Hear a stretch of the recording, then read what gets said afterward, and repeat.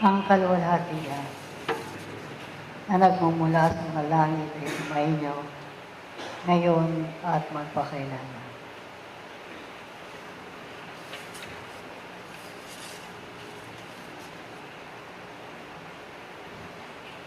Isang mapagpalang araw ang umagang ito, sapagkat nagpupuni ang lahat at bawat isa sa pagkasilang ng banal na sanggol sa sabsaban. Ngunit gaano nga kaya ninyo pinahahalagahan ang tunay na diwa ng pagkasilang na ito?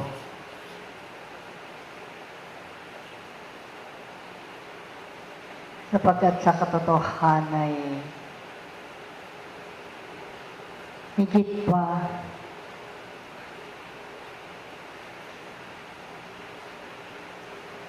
ang mga nakararami ninyong mga kapatid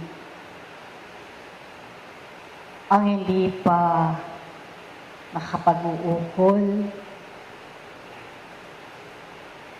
ng kagandahan, kahalagahan ng araw na ito. Sapagkat abala sa maraming alagatahing panglaman at pinahalagaan ang sandali at pag-iisip ng mga bagay na kanilang maihandog. Subalit hungkag ang kanilang mga kaluluwa sa pag-aalay ng kanilang sarili sa tunay na kahalagahan at hinihingi sa inyo sa tuwina. Kaya nga, sa kabila ng maraming kaabalahan ng tao, at kayo sa inyong sarili ay narito sa maliit na malabay na sanga ng Espiritismo.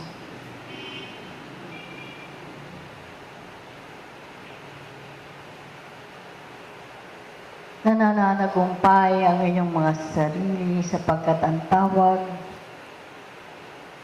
ng inyong mga espiritu ay inyong pinalugdan at inyong tinangkilik.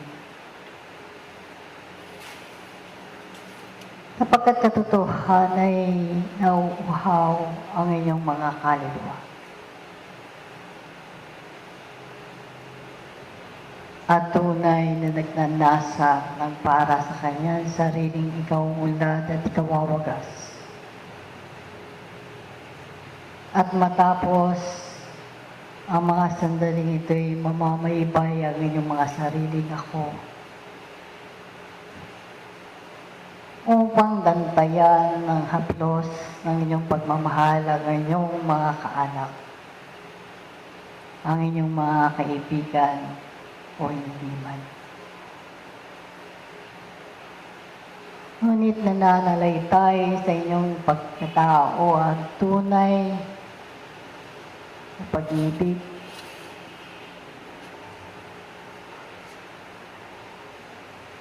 na siyang karapat-dapat ninyong madama.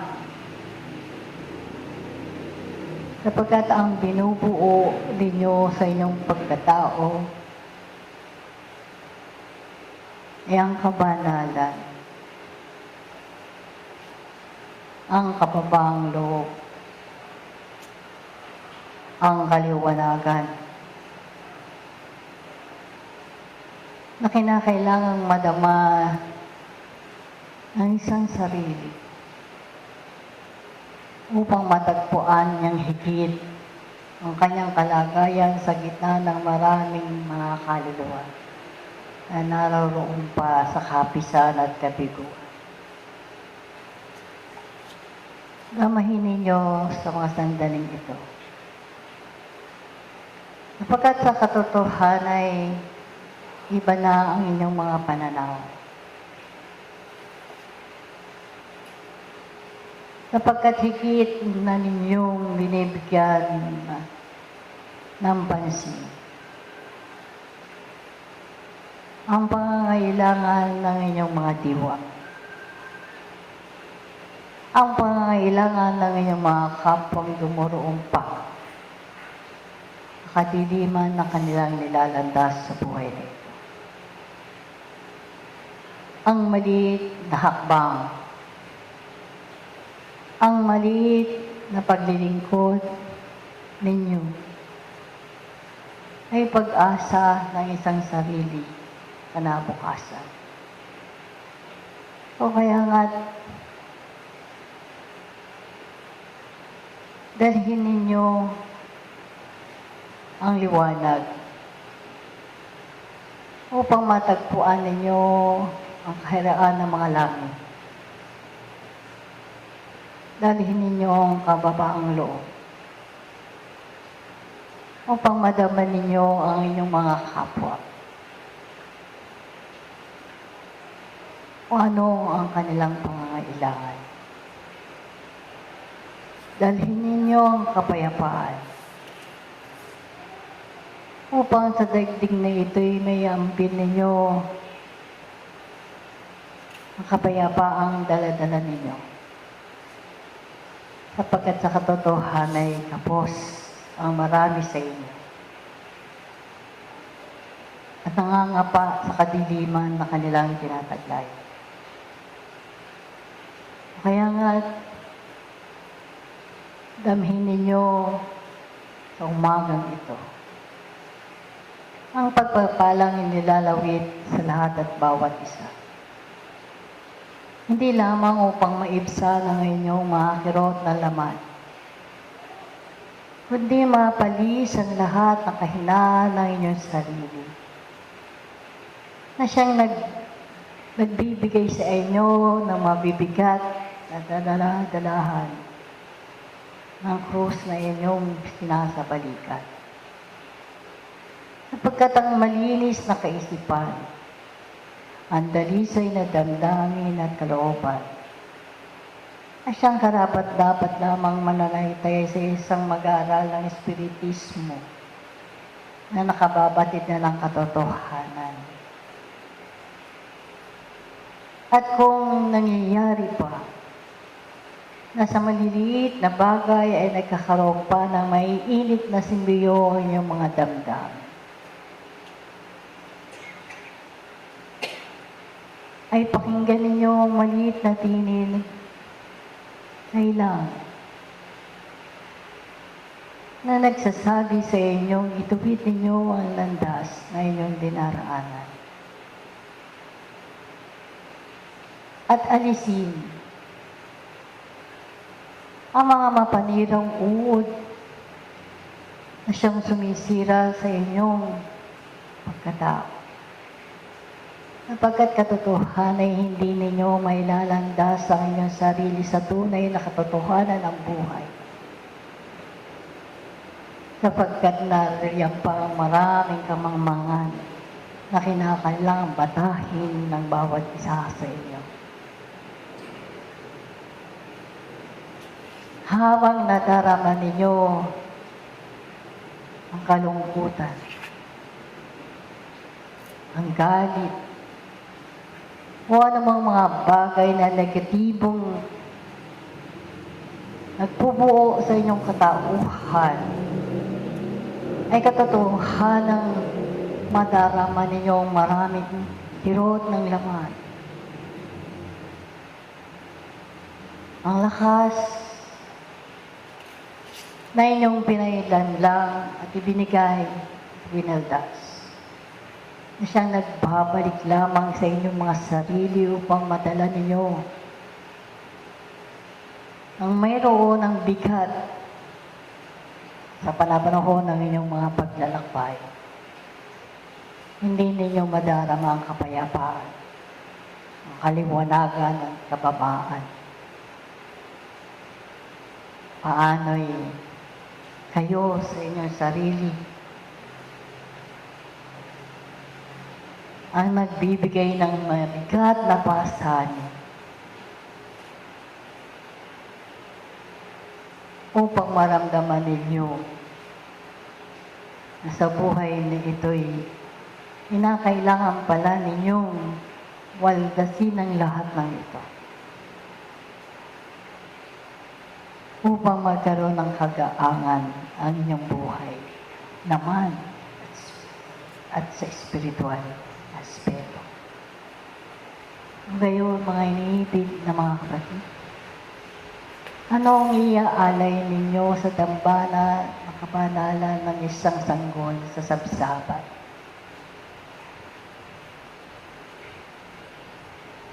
Sapagkat hindi kailangan ng sanggol na ito ang mga material na bagay.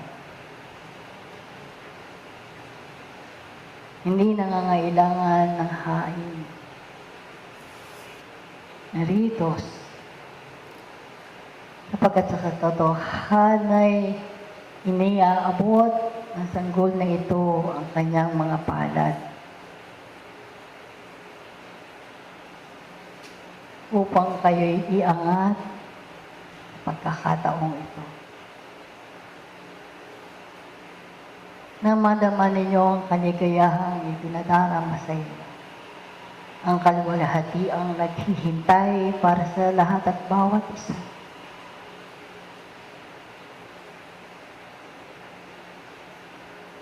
Na ang liwanag na kanyang taglay ay nagpapaningning sa isang kaluluwa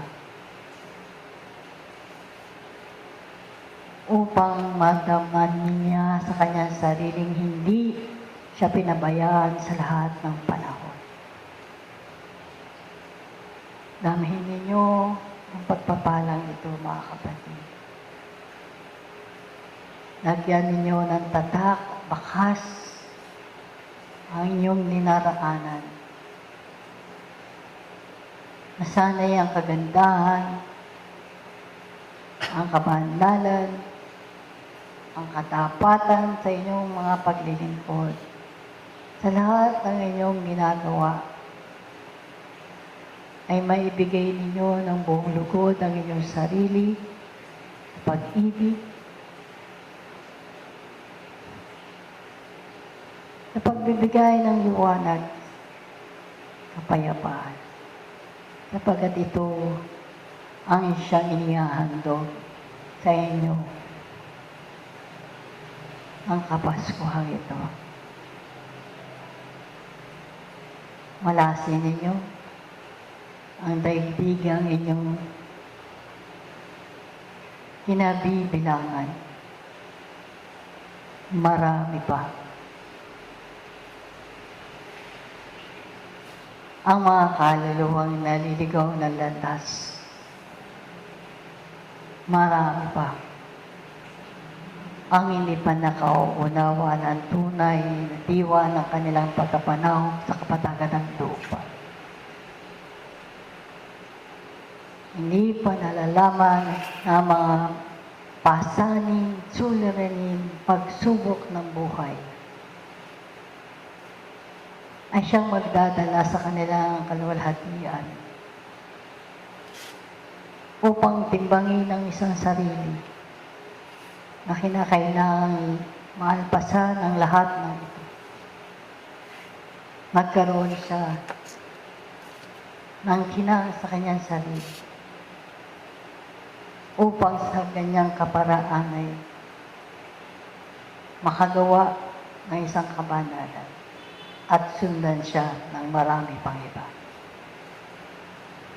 Kaya nga, mga kinigiliw na mga kapatid, ihandog ninyo ang inyong sarili. Hindi lamang sa mga angkan na inyong minamahal, kundi sa lahat at bawat isang inyong makasasalubong at makadadao pa upang palad ninyo sa mapalad na pagkakataon ito. sana'y maramdaman din ninyo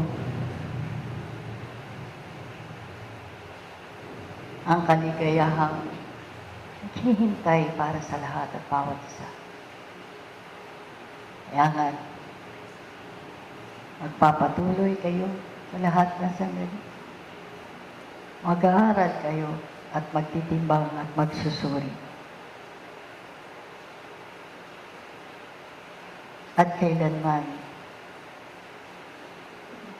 kayo ay hindi inulila sa inyong mga sarili. Lagi na itinatantay sa inyo.